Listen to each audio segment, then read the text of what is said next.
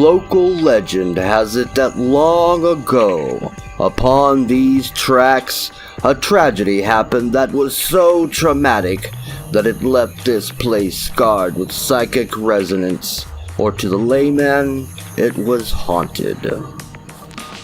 They say that many years ago, a school bus full of children stalled upon these tracks. Little did the driver know that while trying to restart the bus, a steaming locomotive was barreling down upon them. Before anyone could do anything, it was too late. There were no survivors. The bus driver and every child upon the bus was killed. Now, it is said, if you happen upon this set of tracks and place your vehicle in neutral, that the ghosts of the children for whom the streets are also named after will come to your aid. As if by magic, the car will begin to roll itself uphill and over the tracks.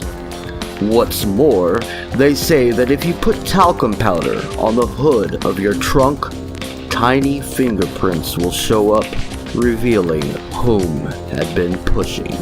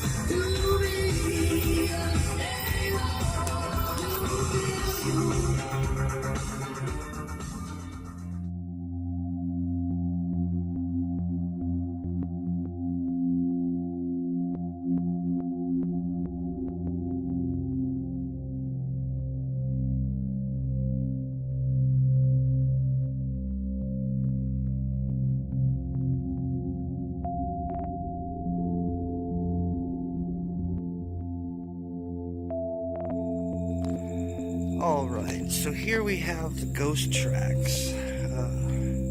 My little story is that when I was a kid, I went to visit my cousin one time.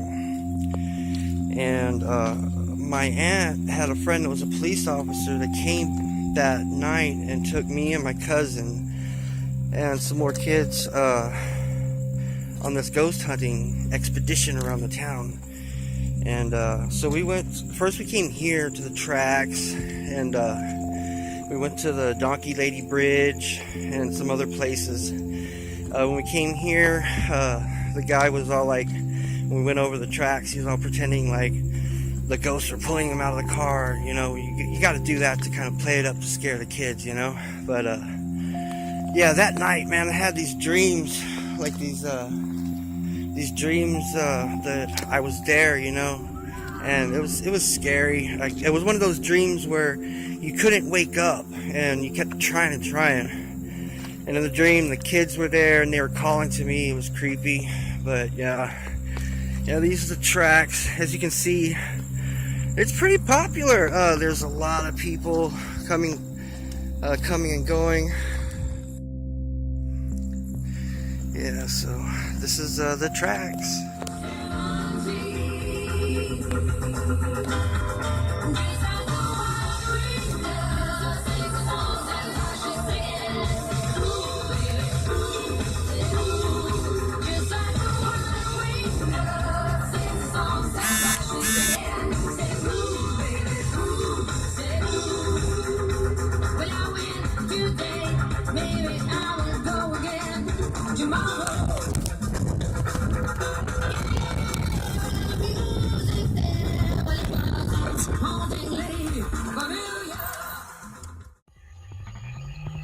One question often asked is, when did this happen?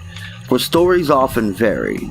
In fact, the local newspaper sought to answer that question in 2003 when they decided to consult historical archivist Matt DeWalsh. It seems that according to DeWalsh, there is no public record of such a thing ever happening in the city, and that the story was most likely appropriated from an incident that took place near Salt Lake City, Utah. It was foggy that December morning back in 1938, as the Jordan High School bus slowly came to a stop. The driver exited the bus to have a better look through the fog, but to no avail. Climbing back into the driver's seat, he started the bus again and rolled slowly forward, all the while unaware of the huge beast barreling down upon them. Today we have crossing arms, and bus drivers are required to stop before crossing any tracks. These and other standards have been put into place in hopes of preventing a tragedy like this from ever happening again. But what about the ghosts? What about the street names? Who's pushing the car? Who's leaving the fingerprints? More than likely, you are leaving the fingerprints unless you wipe the hood very well with a clean rag. Also, the vibrations of the vehicle may be the culprit of what could be mistaken for tiny prints as the vehicle rolls over loose gravel.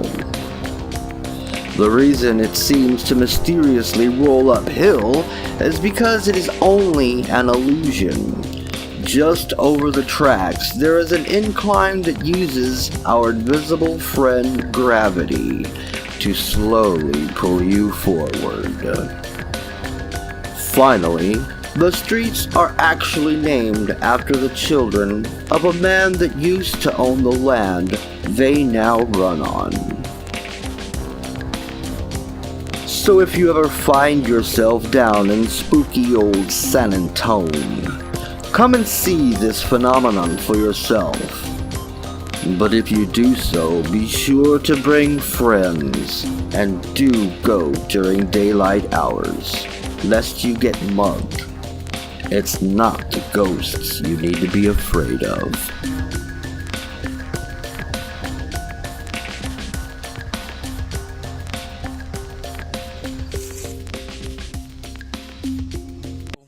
Oh no, he's gonna give everybody tickets, oh shit.